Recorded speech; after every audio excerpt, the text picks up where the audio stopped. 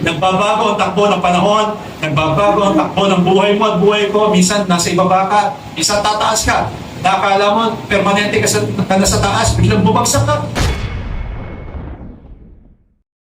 Wala nakatitiyak kung ano ang pwedeng maging buhay mo. Pero isa lang ang katiyakan na pinagkaloob sa atin ng Diyos. Ang katiyakan na ikaw ay nasa kamay ng ating Panginoon. Kung siya, ang ating Panginoong Sus, ay iyong Panginoon at tagapagligtas.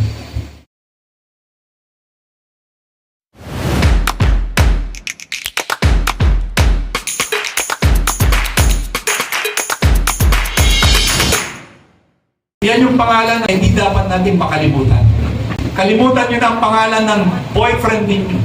Kalimutan nyo na ang pangalan ng girlfriend ninyo.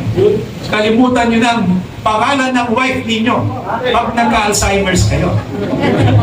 Okay? Huwag nyo lang kakalimutan ang pangalan ng ating Panginoon.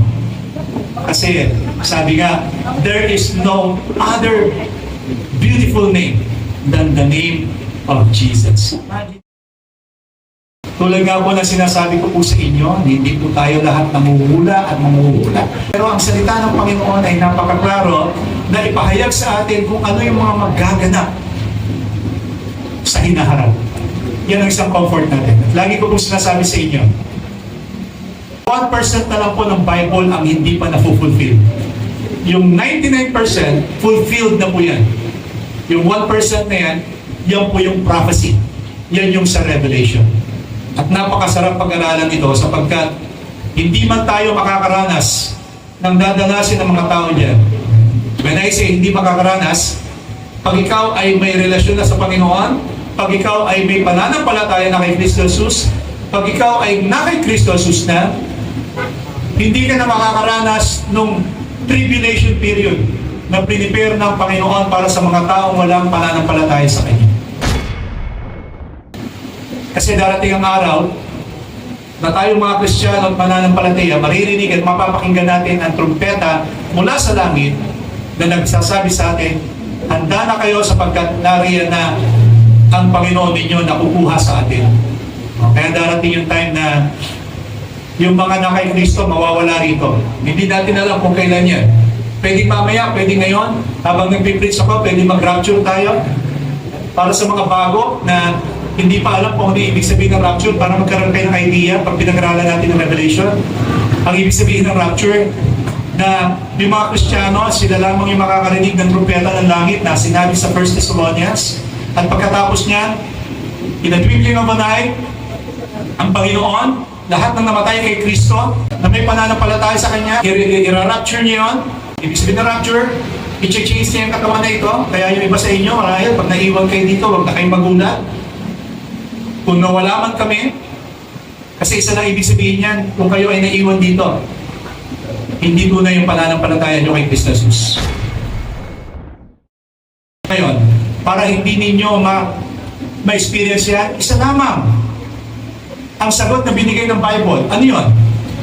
Panampalatayanan mo, kilalanin mo si Kristo Jesus bilang iyong Panginoon at tagapagligtas. Wala nang iba. Hindi yung religion na pinangahawakan mo yun. Hindi yung kabutihan ng gawa mo. Kasi lahat ng yan ay marumi basahan sa harapan ng Diyos. Kundi iisa lamang ang binigay ng Panginoon. Na ikaw ay manalig sa ginawa ng Panginoon sa cross ng Kalbaryo 2,000 taon na nakakaraan, na kung saan siya ay namatay para sa kasalanan ng sanlibutan. Na ang sino man, ang sabi ng salita ng mga Panginoon sa unang Juan 1:12, na ang sino mang manalig at manampalataya sa Kanya ay pinagkalooban niya ng karapatang maging anak niya. So ibig sabihin, hindi lahat ng tao ay anak ng Diyos. Tanging yung mga nanalig lamang kay Kristo Jesus ang anak ng Diyos. At yun lamang ang isasama niya sa Kanyang kaharian. Kaya kung wala ka pa kay Kristo Jesus, hindi pa huli ang lahat. Kilalanin mo, panampalatayanan mo, tanggapin mo si Kristo Jesus bilang iyong Panginoon tagapagligtas. At ang Biblia ay hindi sinungaling. Na nung sinabi niya, ang sino mang pinangalan ng Diyos anak ay may buhay na walang hanggan.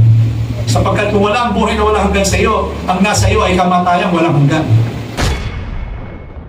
At saan yung kamatayang walang hanggan? Doon sa impyerno. tayong lahat ay muli mapaalalahanan ng kahalagahan ng pagtingin sa mga makalangit na bagay at hindi sa makalupa. Sapagkat ang makalupang bagay ay temporary lamang yan. Mawawala yan. Maglalaho yan.